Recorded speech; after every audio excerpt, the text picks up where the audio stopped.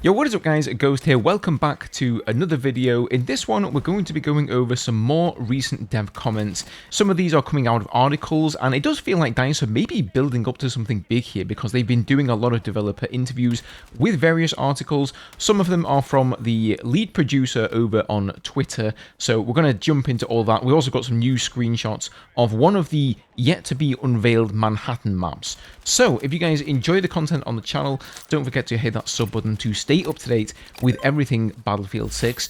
And also, if you guys aren't aware, I've just opened up my merch shop, so if you guys are interested in snagging yourselves some of that and helping to support the channel, then you can check it out in the description below. And as always, thank you guys so much for your support.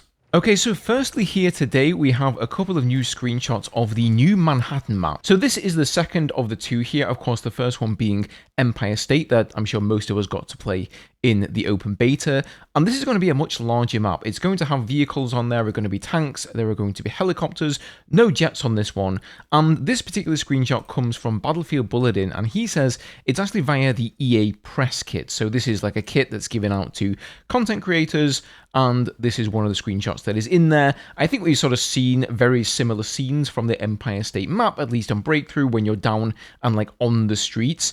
It does look very similar to that. But then take a look at this one here. This has been posted by the official Battlefield X account, and this shows a little before and after of some of the destruction here.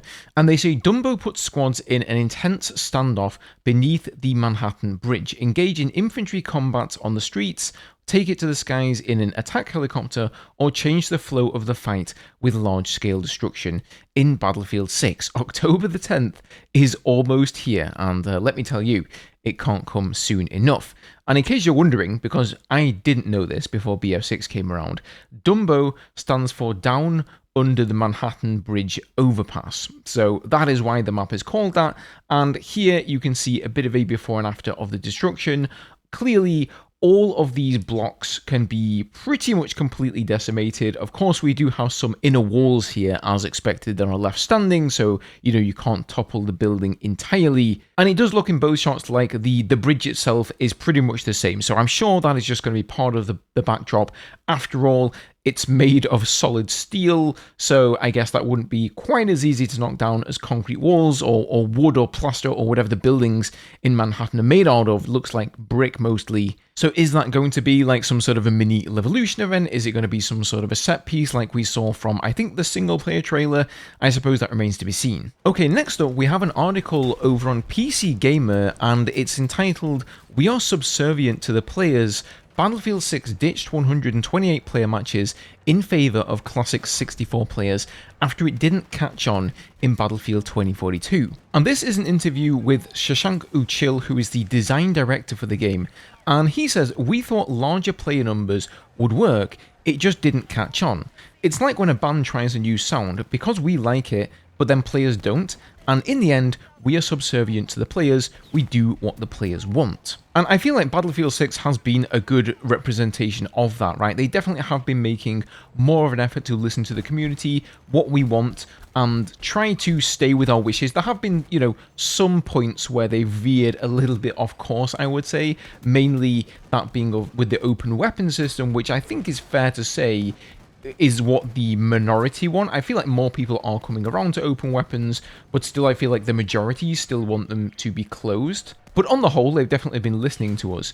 And he continues here saying, "Look, we try stuff," Uchil says. "Sometimes it works, sometimes it doesn't. It's as simple as that. And when it doesn't work out, well, Uchil acknowledges that Battlefield players won't shy away from telling you what they want. Apparently the devs all read the Reddit." Okay, the Reddit? I've never heard it called that before. "When it comes to gauging player feedback, Uchil sees Reddit as the #1 source. All of us are on there.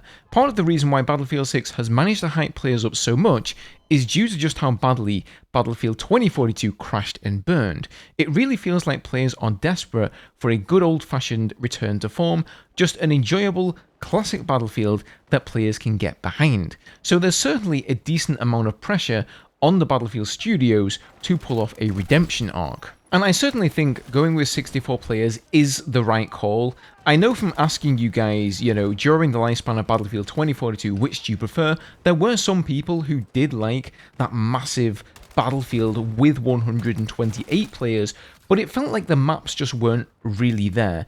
And part of me does wonder and think, you know, could they actually have pulled it off if the maps would have been up to par? Because even after the remakes, for those of you who don't know, they literally had to like pretty much remake every single map for the base game in Battlefield 2042. Even after that had happened, they still were not very good maps. And in a way, it's kind of sad because Battlefield 2042 has now burnt DICE of this idea of 128 players so badly that they are very unlikely to revisit that anytime in the near future, if at all.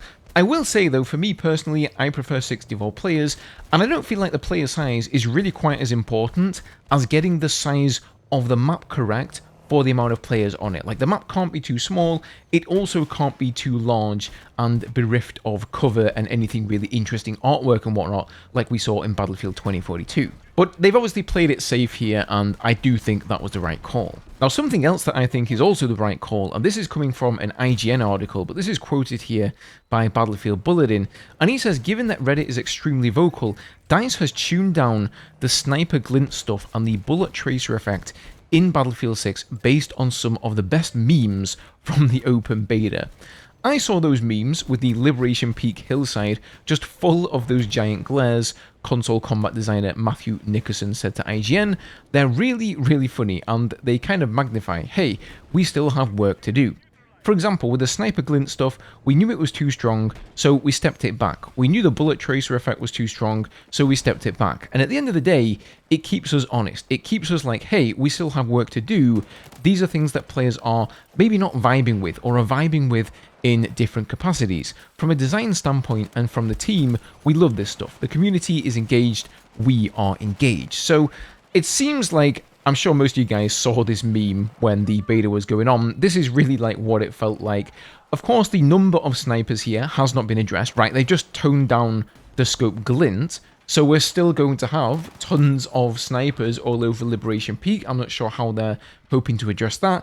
I do think the central mountain there that people managed to sort of mountain goat their way up has been changed, so you're not supposed to be able to get up there anymore, as have the rooftop camping on Siege of Cairo. So good changes there. It does actually surprise me that DICE spend so much time looking on Reddit. I know a large portion of the community are there, but I feel like Reddit kind of blow things out of proportion in an instant. Like, they do often have a point, and I mean, I'm part of Reddit as well, right? I post on Reddit, I'm also reading Reddit, so it's kind of like I'm critiquing myself, but it's almost like when you get this collective hive mind of people, they all just can snap in a split second and come to a really, really negative conclusion about a Battlefield game. So I do hope that DICE are also reading a bit between the lines and understanding when it's Reddit maybe overreacting a little bit and when they've actually got a valid point. Okay, next we have some comments from the lead producer of Battlefield 6, David Serland. He's been pretty active these days over on X, replying to everybody, really anybody who reaches out to him and asks him things about the game. He's been really, really lenient with his time and just chatting to people during the weekends, and I've gathered a few of the interesting things he had to say here. So John here, or maybe it's Yon, I don't know, depends what country he comes from, but he says, we can completely destroy buildings in the Battle Royale, but not multiplayer. And what he's referring to here is that last week there was a labs test of the Battle Royale. There were, of course, leaks from that, and it's been seen that you can completely destroy some of the buildings in there. And David says same systems still leave designed aftermath rubble. It heavily depends on the type of house and materials. Just destroying everything isn't a good idea. We know this. It's not hard to do that either. In fact, what we are doing is much harder to get readable and playing great. And then he says, have you been to SoCal? All the houses are made of plywood with plaster to make it look like stone. Of course, that is reflected in our destruction too. So the map is set in California for the Battle Royale. I guess that makes some sense there. The interesting thing, I think, with a Battle Royale is that you don't really have the same, like, massive quantity of players in the same area, right? Most people are going to drop into the zone somewhere towards the edge of the circle. They're not going to go right in the middle. And so it doesn't really matter if those buildings get destroyed, because then they're going to get gobbled up by the ring of fire. And as you all move inwards, I suppose you're always fighting over a new area of the map, and so that means they can actually allow for some of the buildings to be completely destroyed, whereas if you did that in some of the hotspots with a regular multiplayer match where people are constantly coming and going, constantly having firefights, then there'd just be like nothing left of the map. So that makes a lot of sense in my head. And then finally here we have a bit more info on how auto-spotting has been changed. So this guy Saber here says the battle royale for Battlefield 6 looks amazing. My one concern as a convert from COD is the auto marking, aka spotting, of players just by looking at them, the red Doritos. I know this happens in COD, but you have to action a button command to do it, not just look in their direction. And he says we've tuned this significantly from the open beta. It's always tricky to get just right, but we do need it at times, and it depends on the lighting, etc. as well, so we rather err on the side of Doritos over not seeing enemies at all, and now we are tuning it to be less instant and distant. And then Hellish88 chimes in here saying leave the auto spot for snipers only, but for other classes make it so they have to press a button. And David says they do have to press the button if they want anyone else to see it. This was not the case in open beta, or you couldn't see the difference. Back are the hollow diamonds again, so you can tell passive from active too. Additional details, if you are recon, ADSing and triggering the recon auto spot ability.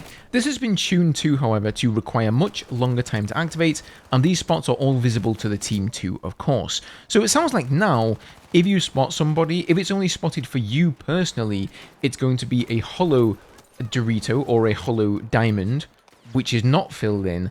And if it's filled in, I think that means it's spotted for the entire team. And then we have this guy here saying, how drastic are the changes? I'm worried that it'll be too much and result in people camping or hiding more. I felt like in the open beta, it was close to perfect already, and more is better than none in this case. And David says, no need to worry, you won't see people, but hopefully be able to flank on larger maps when executed right. That's the balance that we need to hit.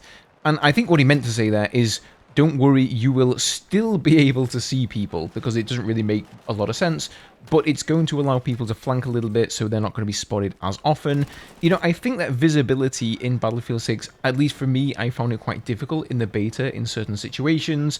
Inside houses, it was quite dark often, and if it weren't for the Doritos in those situations, I probably wouldn't have been able to see if somebody was there. So again, like this guy's saying, I think it is going to lead into a bit of a more campy play style. So they really do need to find a good balance there. I agree that like people should be able to flank around without getting auto-spotted, like if you just randomly sweep your cursor across the battlefield and you're like, oh look, there's a guy that I had no idea was there and he's flanking my entire team. That's not cool, but I still think you should be able to spot people inside of a house, you know, or if they're prone on the ground, because that kind of thing is going to get really annoying really fast. So there you have it, guys. I'm going to wrap up this video for today. As always, I would love to hear what you think about everything discussed here. Don't forget to leave a like down below if you enjoyed the video or you found it informative. And also don't forget to subscribe to stay up to date with everything Battlefield 6. Have a good one, guys, and I will see you all in the next one.